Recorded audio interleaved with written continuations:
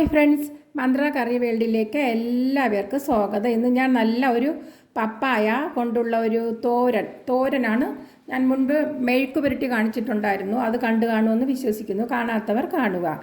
പിന്നെ എൻ്റെ ഈ ചാനൽ സബ്സ്ക്രൈബ് ചെയ്യുവാൻ കൂട്ടുകാരെ മറക്കരുത്.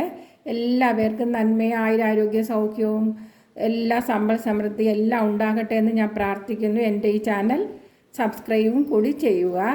പിന്നെ നിങ്ങൾക്ക് ഇഷ്ടപ്പെടുകയാണെങ്കിൽ കമൻ്റ് ഇടുക. പിന്നെ അപ്പോൾ ഞാൻ കാണിച്ചു തരാം. ആദ്യം ഇതിൻ്റെ തൊലി ചെത്തുക.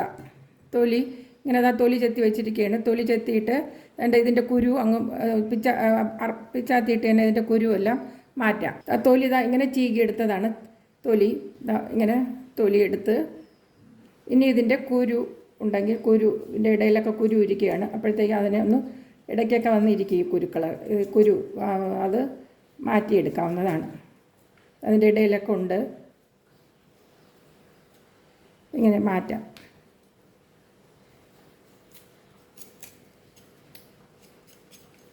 ഇതെല്ലാം മാറ്റിയിട്ടുണ്ട്.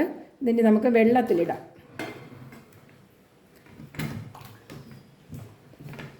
വെള്ളത്തിലിട്ട് അരിഞ്ഞതിന് ശേഷം കഴുകാൻ പാടില്ല. പിന്നെ നമ്മൾ തൊലി ചെത്തിയതിന് ശേഷം ഇങ്ങനെ കട്ട് ചെയ്ത് നമുക്ക് കഴുകിയിട്ട് അരിയാം. ഒരു കാരണവശാലും അരിഞ്ഞതിന് ശേഷം കഴുകല് വെള്ളം പിടിച്ചളയും. തൊലി കട്ട് ചെയ്തത് മാറ്റി വയ്ക്കാം. അത് കഴിഞ്ഞിട്ട് നമുക്കിങ്ങനെ കഴുകി നല്ലവണ്ണം കഴുകി ഇങ്ങനെ എടുക്കാം.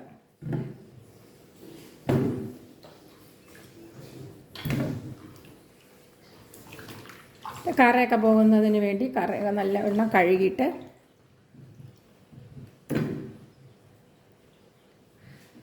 ഇത്ര വലിപ്പത്തിൽ മുറിച്ചിട്ട് നമുക്ക് ഇതിൽ വെച്ച് ഗ്രേറ്റ് ചെയ്തെടുക്കാം. ഇങ്ങനെ നോക്കിക്കോളൂ. ഇതിലാണ് ആക്കേണ്ടത്. മനസ്സിലായോ? ഇതിൽ ഉരച്ചെടുക്കുക. ഇങ്ങനെ പെട്ടെന്ന് നമുക്ക് എടുക്കാൻ പറ്റും.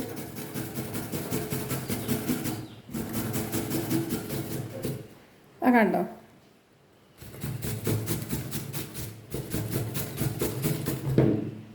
കണ്ടോ? ഉരച്ചെടുക്കാൻ പറ്റും പെട്ടെന്ന് തന്നെ.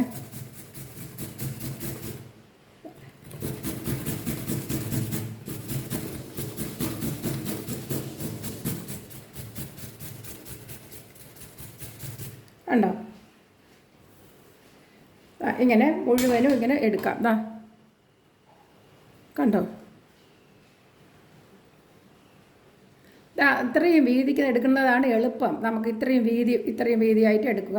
അപ്പം നമുക്ക് പെട്ടെന്ന് അരിഞ്ഞ് തീർക്കാൻ പറ്റുന്നതാണ്. അതാണ്ട്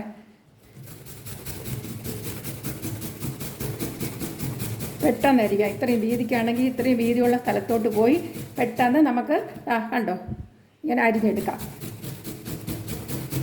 പഴയ കാലത്തൊക്കെ ചിരവയിലാണ് തിരുവി ഇങ്ങനെ ഉണ്ടാക്കിക്കൊണ്ടിരുന്നത്. ഇപ്പോഴാണ് ഇതിൽ വെച്ച് എളുപ്പമുണ്ട്. നമുക്ക് ഇത് നല്ല സ്വാദാണ്. ഇങ്ങനെ വരുമ്പോഴത്തേക്ക് ഇങ്ങനെ എടുക്കാം.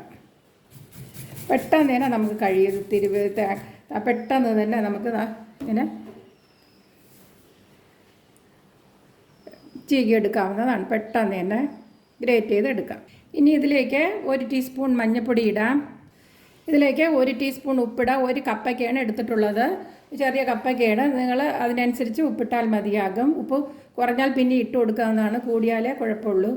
ഇനി red chilli powder 1 table spoon, 1 teaspoon ഇട്ടു. 1 ടീസ്പൂണാണ്. 1 ടീസ്പൂണും കൂടി 2 ടീസ്പൂൺ ഇട്ടിട്ടുണ്ട് 1 കപ്പയ്ക്ക്. ഇത് കാശ്മീരി ചില്ലി പൗഡറാണ്. പിന്നെ മറ്റേ റെഡ് ചില്ലി ആണെങ്കിൽ സാധാരണയാണെങ്കിൽ എരിവുള്ളത് കാരണം 1 ടീസ്പൂൺ ഇട്ടാൽ മതി.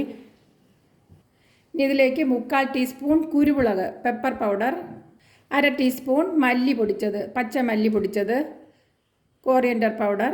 ഇനി ഇതിലേക്ക് ഒരു മുറി തേങ്ങയാണ്, 1 കപ്പ് 1 മുറി തേങ്ങ ഇട്ട് കൊടുക്കാം. എന്നിട്ട് ഇതെല്ലാം നല്ലവണ്ണം തിരുമുക.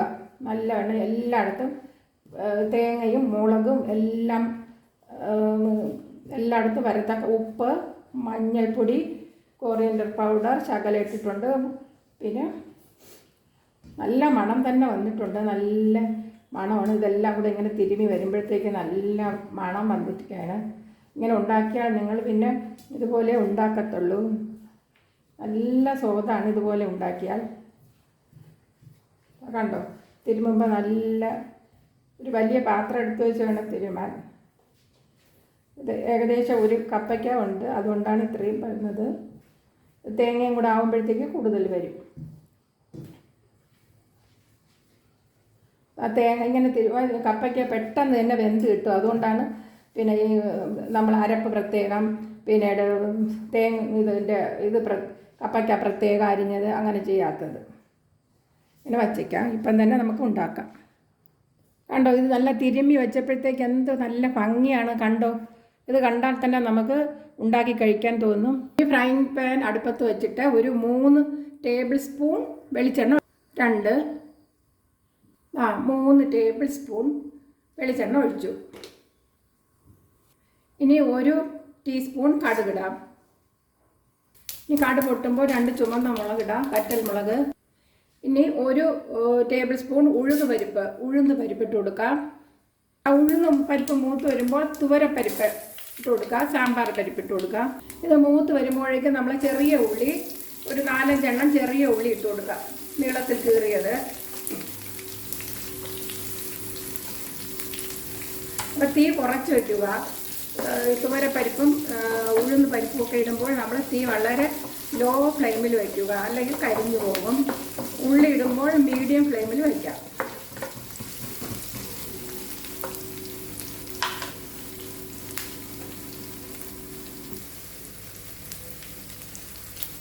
കറിവേപ്പില ഇടാം.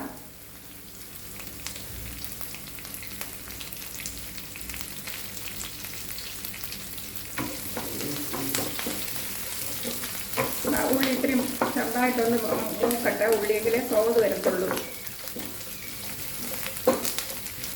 ഉള്ളി പെട്ടെന്ന് തന്നെ എണ്ണ ചൂടായി കഴിഞ്ഞാൽ പെട്ടെന്ന് തന്നെ മൂത്ത് വരുന്നതാണ്.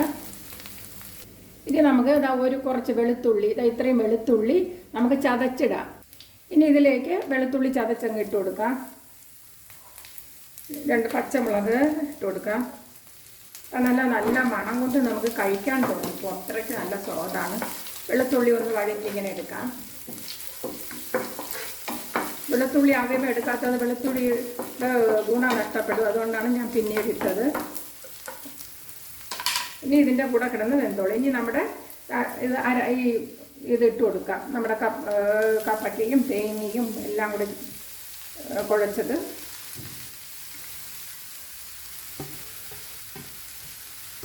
നല്ല സ്വാദാണ് ഇങ്ങനെ ഉണ്ടാക്കിയാൽ. ഇതുപോലെ ഉണ്ടാക്കിയാൽ